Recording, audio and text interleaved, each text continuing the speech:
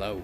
Helldivers 2 is a pretty fun game, but it can be a little difficult. It can be unforgiving. I'm having an unlucky time. It can make you feel like you lack knowledge.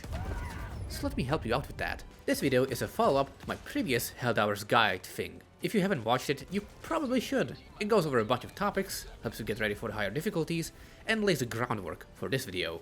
Yes, it is half an hour long, but it could have been longer. In fact, that's why we're here. There are details and very specific subjects I just didn't have the time to get into. I consider them to be very minor things, but there were enough of them that now I can make an entire video just going over everything I didn't mention, like the Galactic War mechanics, ship upgrades, factory striders, and also a few random things. Also, I had this video scripted out before the big recent patch drop, but since that was a mostly weapon-focused update, I didn't really have to change anything. Lucky me. You can consider everything said here to be totally valid and up to date. Probably. So then, let's get into it. War and Liberation mechanics. When you open the galactic map and zoom out, you can see a bunch of differently colored territories for each enemy faction. Territories are divided into systems with several planets each. Contested planets have a colored bar next to them that shows the Liberation progress. That's all well and good, but what does that mean? What is Liberation? How can I affect it? The first question is simple to answer. It's how close the planet is to being controlled by Super Earth. Each time you complete a full operation, you add some amount of progress. This is supposedly determined by the total amount of XP you get during the whole operation. Although I have seen this little number change occasionally, so the developers can definitely adjust the rate. Also, completing just the missions on their own doesn't do anything. You have to complete every mission in a set. If you play on the upper difficulties, this means completing all 2 or 3 missions in the yellow zone. If you leave, the operation disappears and you don't contribute anything. Basically, it means that spamming Helldive eradications and then switching operations doesn't actually help in any way. Combine that with a few thousand people playing the same planet and eventually it gets liberated. Failing or not completing an operation doesn't give negative progress, there's no penalty for failure. So that's how you liberate, but how do you defend? I mean, now there are 2 bars. Defense planets have a timer of 24 hours. Basically, it's just a race against time. The difficulty of the defense depends on how much health it has, which is always lower than a Liberation planet. It's also not affected by decay. What's that? You don't know what the hell I mean by health and decay, because nothing like that is shown on your map? Well then, let me enlighten you. Alright, if you've seen my previous video, I very briefly mentioned a couple sites that track different things in the game. One of those things is the campaign progress. The popular one, Helldivers.io, looks like this. Let's take a look. Hey, what's that? Days until liberation? Percentages? What's with all the arrows? The planets have health? What the fuck is a decay? Hey, what is this button? Oh my god, what the fuck? Okay, first thing first. Every planet's liberation is tracked with a percentage number. This depends on the percentage of players on the planet, the decay for the faction, and the total liberation cap. Decay is how hard the faction is pushing back. If the terminates have 1%, then we need to do more than 1% to have a positive effect on the planet. Also, all planets are linked by supply lines. Those are the yellow arrows. Just because 2 planets are next to each other does not mean that they are linked. This is the main cause for confusion on how the war works. The liberation also scales with how many people are playing the game. Yes, there is a cap on how much we can liberate globally. More people playing the game means liberating is actually more difficult, not less. If the majority of the player base fights on a planet that isn't part of the major order, then the major order planet gets screwed, because the liberation is capped out. And guess what? Most casual players prefer fighting bugs, so bot planets are always suffering from a lower liberation progress. And there are no communication tools in the game, so there's no way to inform people that they are hurting the major order, assuming that they would, even care. Yes, it's silly. And finally, health. Liberation planets always have 1 million and are affected by faction decay, so it's possible to stalemate or lose progress if there aren't enough people liberating. And of course, pretty much none of these mechanics are mentioned in the game itself. This has been causing quite a lot of grief for the community. It's supposedly being worked on, but there's no time frame given for any sort of update. You can read more into the details of the war system if you want, specifically on Helldivers.io. Hopefully, we'll have some sort of way to coordinate the warfare inside the game soon, along with visible supply lines and decay and whatnot. That's it for the war. Now, let's talk about ship upgrades, which is something that I didn't really get into last time. First off, I'll assume you're either a newer player or you're still only halfway done with the upgrades. The question is, what should you focus on? Well, fully loaded support weapons is an obvious pick, not much to say about that. I'd wager you got that one as your first upgrade anyway. Your main priority then should be the Eagle upgrades. Nearly every single Eagle strike is useful all the way up until Helldive. They have multiple uses, unlike orbitals, which need to cool down after one use. The rearm is extremely quick and it reloads everything at once. In my opinion, the majority of the orbital strikes have a hard time competing with the Eagle strikes, with some exceptions.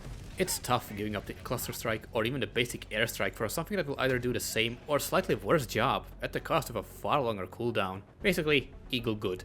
Upgrade Eagle. Then we have the choice of either focusing on orbitals or going for the sentry upgrades. If you like sentries and wish they were a bit better, get the sentry upgrades. That ammo and turning speed buff makes them go from mediocre to a great fire support tool. It's the rare type of video game upgrade where you can really feel the difference once you take it. Mandatory if you want to use the sentries. Same can be said for the extra barrage strike. Again, in my subjective opinion, the orbital strikes need every help they can get. It makes them just that much more useful, even if they can't quite match the versatility of the Eagle strikes. Specifically, the barrages can be quite good for clearing out certain objectives or suppressing a small area for a longer time, which is the one place where the Eagle might struggle in. The last of the noticeably useful upgrades is power steering. Honestly, it's more of a necessity than you'd think. I took this as one of my last upgrades and I wish I had gotten it sooner. The difference between the non-upgraded steering and power steering is huge. Being able to nuke heavy enemies or bot fabricators with your power is both hilarious and surprisingly effective.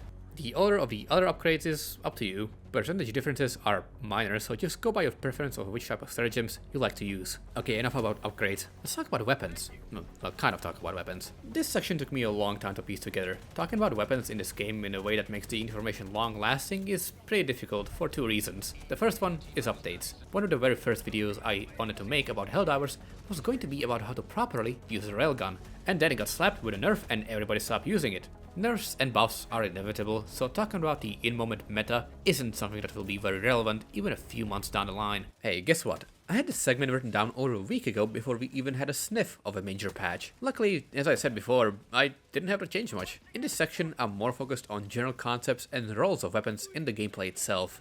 I don't mention numerical stats or what have you. And even with the nerfs and buffs, my preferred choice of weaponry that I'm gonna talk about didn't change. So once again, perfectly up to date. Didn't have to change a thing.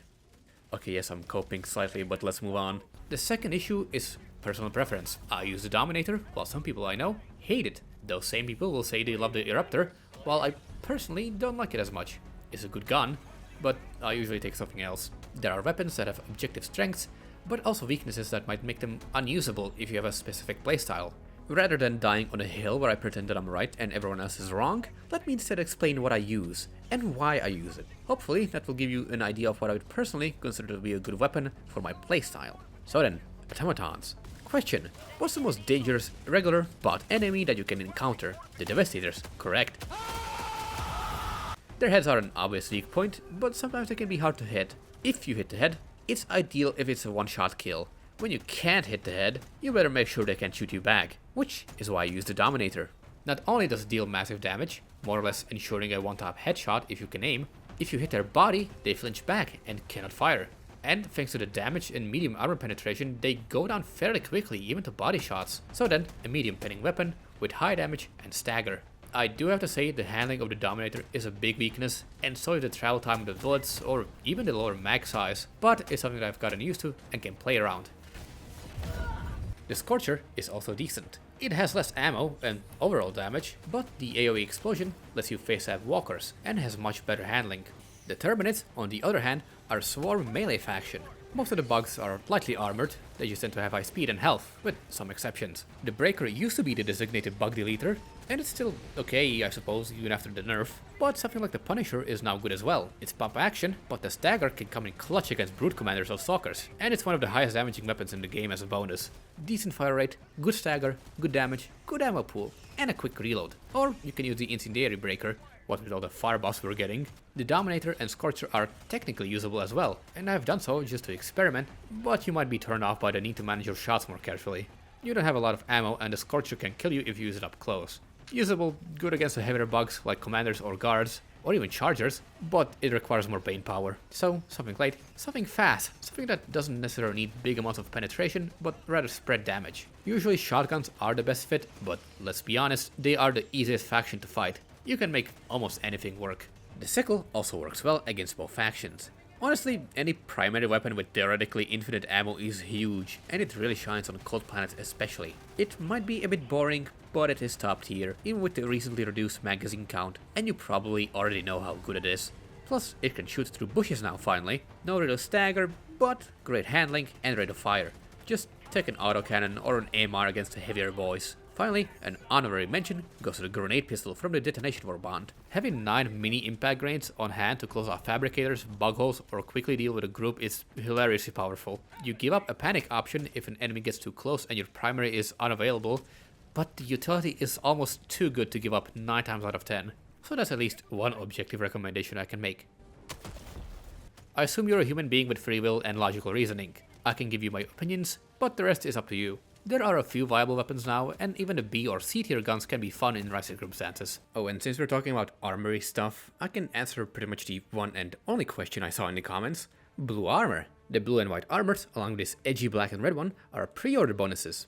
As far as I know, there's no legitimate way to get them anymore, at least not now. They're just recolors, they don't have any special stats or anything, not really what I'd call pay to win, but they do look nice. Also, there's the Halo Master Chief reference armor, which you could only get as a Twitch drop in the launch week of the game. It's also a recolor, and honestly, I mean, it doesn't look great, so if you don't have it, it's not like you're missing out on much. And now, we can finally move on to the practical in-mission fighty, shooty, explory stuff. Fighting first then, let's talk about the new big boy in town. The Factory Strider is a big piece of shit with 2 machine guns on its chin and a big cannon on its back. On top of this, it has a factory bay that creates devastators and is heavily armored all around. Probably the only consoling fact about fighting this thing is that the devastators it creates are the bitch boy basic version, so they're not that threatening. So how do you fight one? Depends on your approach. There are a few weak points to exploit, which might not be entirely obvious. The front face light, the little side pistons, and the belly that creates the devastators. If you want to be brave, you can run under it with an autocannon and unload into it. This will kill it quickly, but it's honestly pretty suicidal. Orbit laser, the aforementioned airstrike, barrages, quasar, spear, the recoilless rifle, autocannon or AMR to the weak points, or anything that deals huge damage is the way to go here, obviously. This Strider is big and scary, but it's not invincible, and sometimes you can get lucky and kill one instantly. Just pray that you don't get 2 at the same time. Also, gunships exist. They spawn out of fabricators which you can rather easily pick out from a distance, and for some reason, only manual hell bombs can destroy them. So that's annoying, and also the hell bomb needs to be very close to the fabricator, otherwise it sometimes just doesn't work. I don't get it either. As for the gunships themselves, 2 shots to the engines with the autocannon or 1 shot with the quasar is enough to take them down. Just don't let them multiply. If you see a gunship fab, tell your teammates and take it on together, preferably at least in a duo. And since we're in the fighting section, let's talk about preventing reinforcement call-ins. Now, the terminate bug fart is almost impossible to stop since it's instant, but the bots are a different story.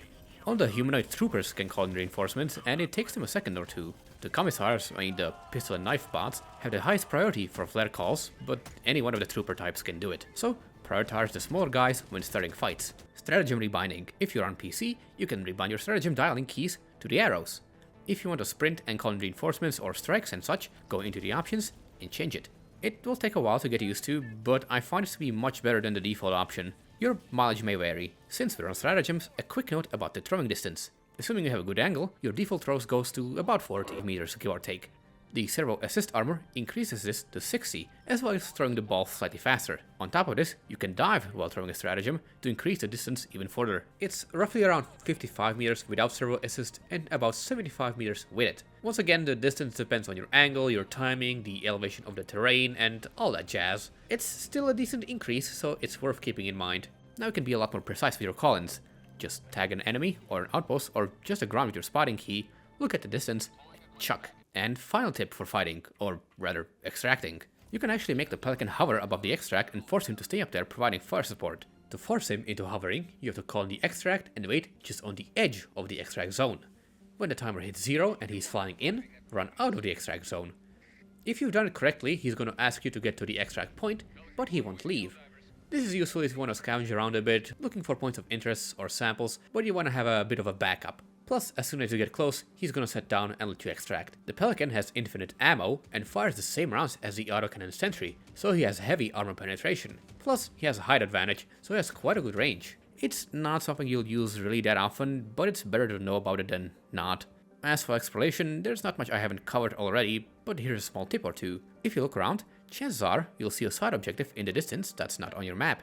Look at it, hit your spot key, and now it shows up. Speaking of your map, you might have wondered how the icons work. Generally, if it's a diamond, then that means it's an unexplored location. It can have samples, or a weapon, or supplies, or one of those storage door crates.